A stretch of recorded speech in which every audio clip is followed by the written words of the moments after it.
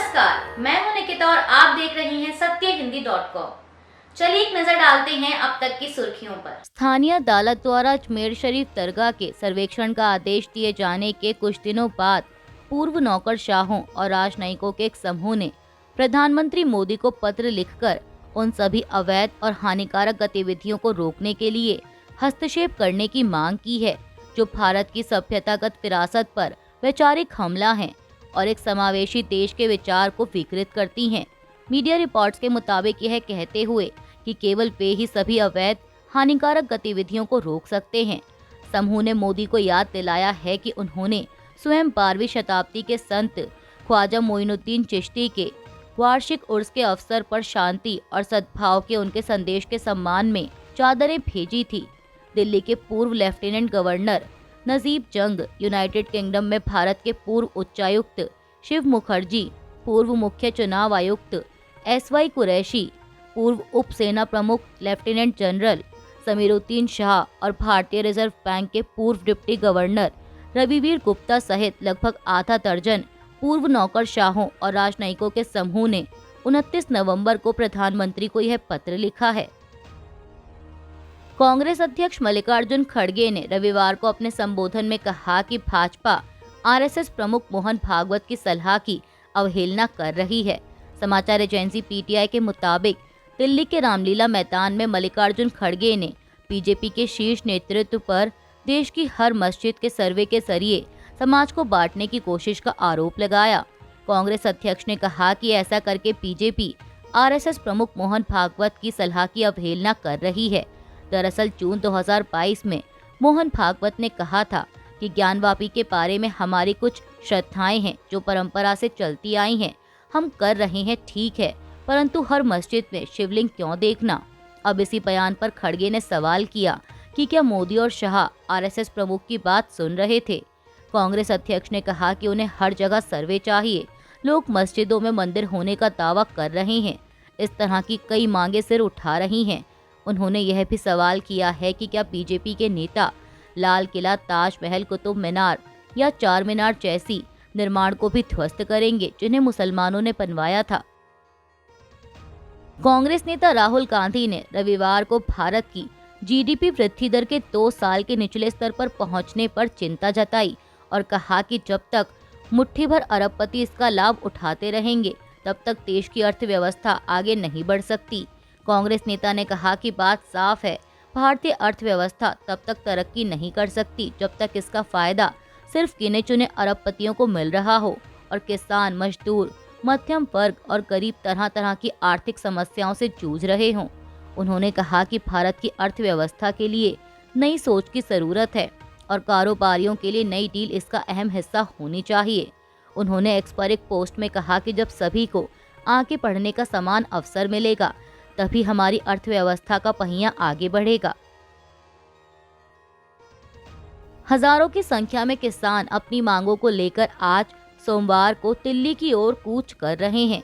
आपको बता दें कि बीते 27 नवंबर से किसानों ने ग्रेटर नोएडा प्राधिकरण पर और इसके बाद 28 नवंबर से 1 दिसंबर तक यमुना प्राधिकरण पर धरना और प्रदर्शन किया।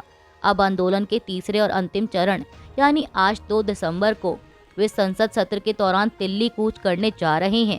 मीडिया रिपोर्ट्स के मुताबिक इसके लिए प्रदर्शनकारी किसान पहले महामाया फ्लाईओवर के पास दोपहर 12 बजे से जुटना शुरू होंगे और दिल्ली की ओर ट्रैक्टरों से मार्च करेंगे। पुलिस ने किसानों को रोकने के लिए दिल्ली की सीमाओं पर बैरियर लगा दिए हैं। दिल्ली पुलिस और गौतम बुद्ध नगर पुलिस चेकिंग कर रही है। किसानों को दिल्ली में दाखिल होने से रोका जा रहा है। इस बीच कई रूट डाइवर्ट किए गए। नोएडा ट्रैफिक पुलिस ने एडवाइजरी जारी करते हुए दिल्ली आने जाने वाले लोगों से मेट्रो का अधिक उपयोग करने की अपील की है। इसके अलावा यमुना एक्सप्रेसवे और अन्य प्रमुख मार्गों पर मालवाहक वाहनों का आवागमन प्रतिबंधित रहेगा और वैकल्पिक मार्गों का सुझाव दिया गया है। पंजाब के किसान नेता सरवन सिंह पंधेर ने दिल्ली चलो मार्च पर कहा कि हम यहाँ शंभू बॉर्डर पर हैं, यहाँ बैरिकेडिंग है, पुलिस तैनात है। जैसा कि हमने घोषणा की थी कि हमारा समूह दिल्ली के लिए पैदल ही चलेगा। हमें जो भी चाहिए होगा हमने वो हरियाणा के लोगों पर छोड़ दिया है। हम उनसे इसकी उम्मीद करते हैं। राणा जी, श्याम सिंह राणा रवनीत बिट्टू ने बयान दिया था कि जब किसान पैदल मार्च करेंगे तो उन्हें कोई दिक्कत नहीं है, लेकिन अब उन्होंने कहा है कि जिस राज्य में आंदोलन होते हैं वहाँ विकास नहीं होता है। वे कहते हैं कि हमारे पास कोई एजेंडा नहीं है। मैं राणा जी से पूछना चाहता हूँ कि जब 2014 से पहले बीजेपी देशव्यापी आंदोलन करती थी तो क्या उन्होंने विकास रोक दिया था?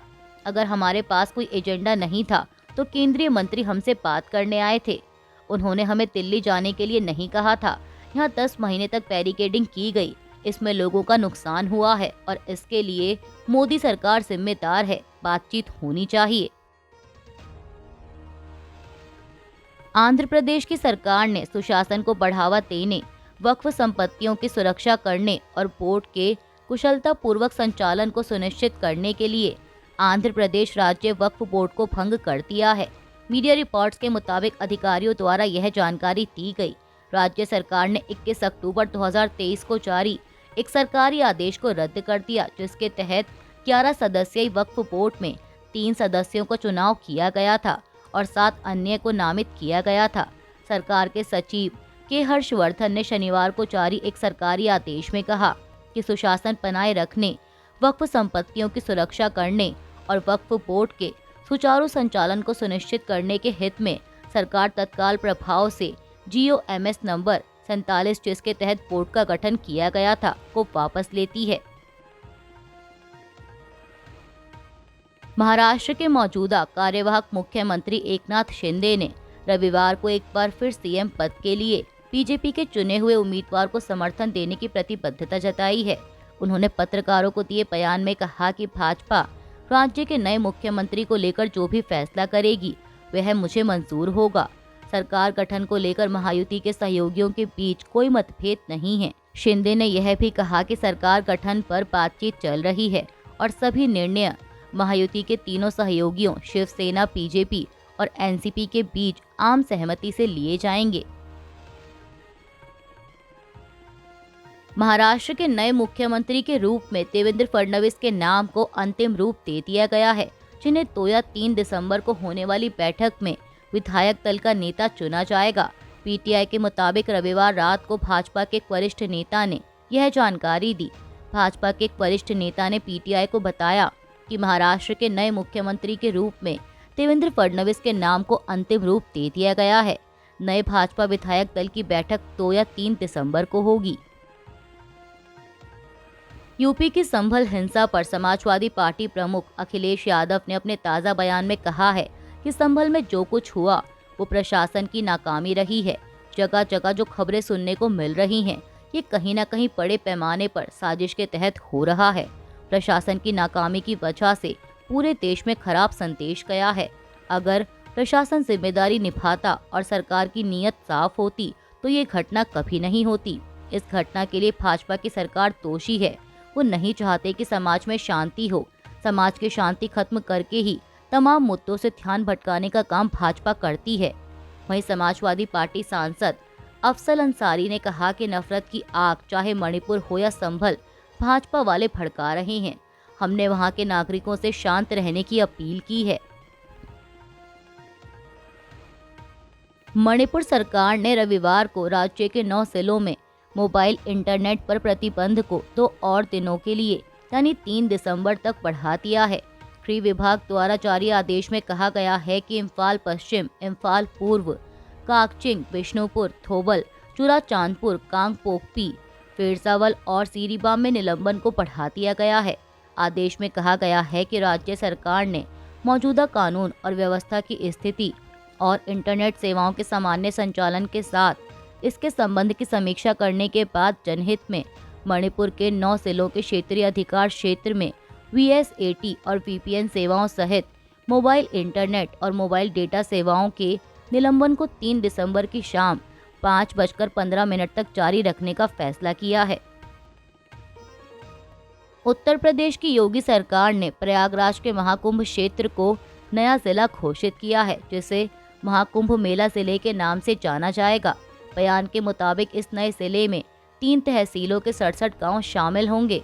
कुंभ मेले के विशेष आयोजन को सुचारू रूप से प्रबंधित करने और प्रशासनिक कार्यों को बेहतर ढंग से संचालित करने के लिए इस नए जिले का गठन किया गया है।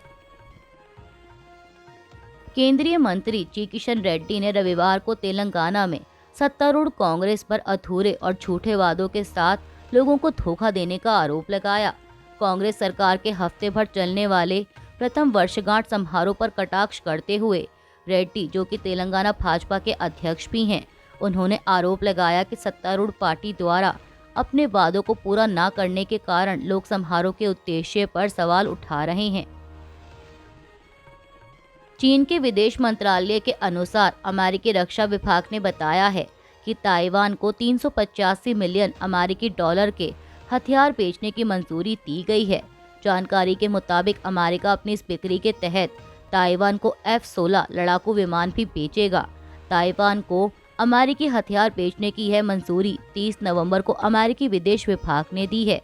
अब इस बारे में चीन के विदेश मंत्रालय ने अपनी प्रतिक्रिया जाहिर करते हुए कहा कि ताइवान को अमेरिकी हथियारों की बिक्री वन चाइना पॉलिसी के साथ ही चीन की संप्रभुता और सुरक्षा हितों का भी गंभीर रूप से उल्लंघन करती है। चीन ने हथियारों की इस बिक्री को अंतर्राष्ट्रीय कानूनों का भी गंभीर रूप से उल्लंघन बताया है। चीन का कहना है कि ताइवान की स्वतंत्रता की धारणा अलगाववादी ताकतों को एक गलत संदेश भेज सकती है। साथ ही चीन और अमेरिका के बीच ताइवान जलडमरू मध्य में शांति और स्थिरता के लिए भी खतरनाक है। बयान में आगे कहा गया है कि चीन अमेरिका के इस कदम की निंदा करता है और कड़ा विरोध जताता है। हम अमेरिका से अपील करते हैं कि वह ताइवान को हथियार देना तुरंत बंद करें। चीन राष्ट्रीय संप्रभुता, सुरक्षा और क्षेत्रीय अखंडता की दृढ़ता से रक्षा करने के लिए मजबूत और जवाबी कदम उठाएगा। अभी के लिए बस इतना ही। बाकी की खबरों के लिए जुड़े रहिए सत्यहिंदी.com के साथ।